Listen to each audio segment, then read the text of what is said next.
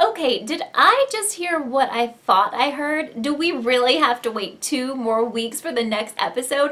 Oh my gosh, I don't think I can wait that long. Well, I guess we really shouldn't complain because we did get 2 episodes this week. Hey guys, and welcome back to Kelly TV. So much stuff happened in this episode of The Bachelorette, and who would have ever predicted the way that it ended? I mean, lots of drama, and that totally shocked me. Did that shock you?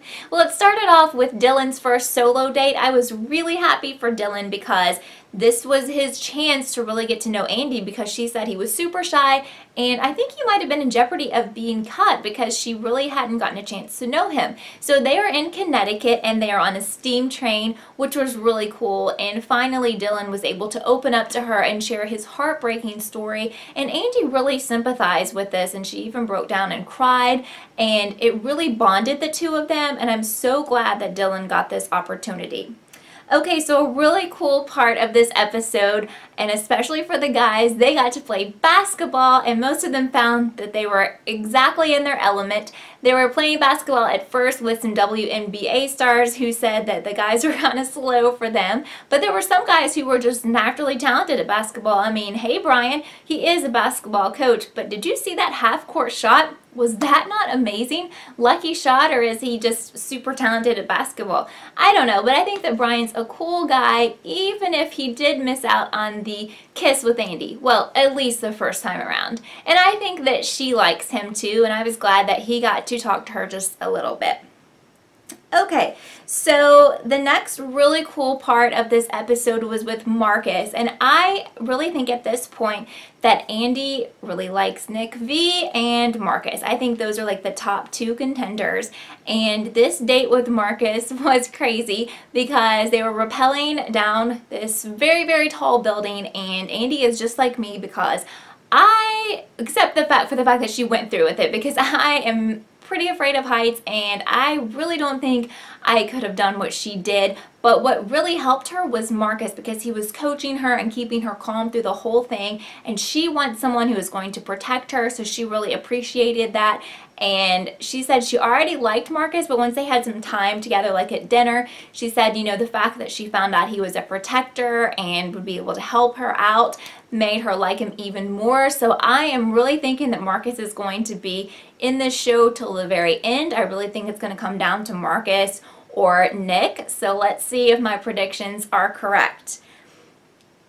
Alright, so Andi got this secret admirer letter, and they never did tell us who it came from. Now, I'm thinking that it came from Brian, and that's what some other people were saying in Beamly. So Beamly is this cool app that is totally free, and you can talk about your favorite TV shows live. So we were discussing The Bachelorette in the Beamly chat room, and some people were saying they think that Brian is the one who wrote the letter, but who do you think wrote this letter? Let me know down below. I'm just hoping in the next episode we find out who wrote it. It was a really sweet letter about how they've appreciated their time getting to know Andi. I think it's someone who doesn't know her really well yet, so I'm thinking it's more of a Brian than like a Nick or a Marcus. Okay, so things really started to go crazy when she was meeting with the guys near the end, right before what would have been the rose ceremony, and we'll talk about that in just a little bit. She was getting a little last-minute one-on-one time with the guys, and she talked to Eric. And Eric had told her earlier in the show that he felt like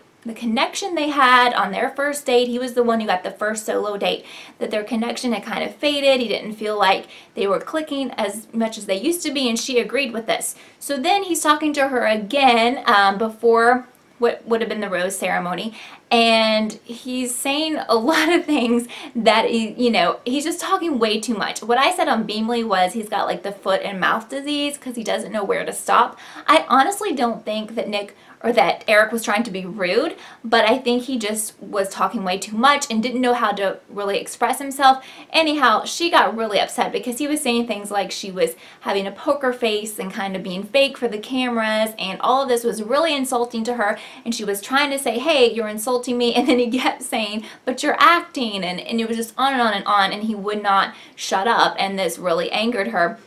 And it got so bad that she's like, you know, this is obviously not going to work. We both know this. And there he goes off in the taxi. Pretty much a horrible way for him to have to leave this show because of what ends up happening. Of course, no one knew that this was going to happen to him, but you know, I mean, he did do it to himself, but I feel bad because I don't think he was like trying to get kicked off the show. I don't think he was trying to insult or anger her. How did you take the way he acted? Let me know down below. But what I thought was wonderful in this episode is that, you know, we were all waiting for the rose ceremony, and after the break, and they ended the show where we should have seen the rose ceremony, it comes up with Chris Harrison and Andy, and they are talking about Eric, and they've dedicated the end of this episode to his life, and I thought that was, you know, just incredible. And Andy even said she felt really bad that they left on bad terms because she felt like she was going to see him again, like in the Men Tell All episode, and you know, he was a big part of this show, sadly. And I think it's incredible the things that he was able to share and say about his family, how much he loved his family and what they meant to him, and at least they can look back on these episodes and treasure, you know, these last moments they had of Eric. So it's really, really heartbreaking, and it's hard for me to watch, and I'm sure it's very, very hard for her to watch that footage, and especially with the way that it all ended. So it was a very, very sad ending to this episode, and I just kind of hate the way that it all went down. So we will have some time to recuperate because next week The Bachelorette is not going to be back, so we're going to have to wait till the following week, but it looks really good. Looks like they're going to do some traveling, and also looks like there's some more drama, and I kind of like the drama. What about you? So thank you so much for watching this episode of Kelly TV, and I hope you have a great night.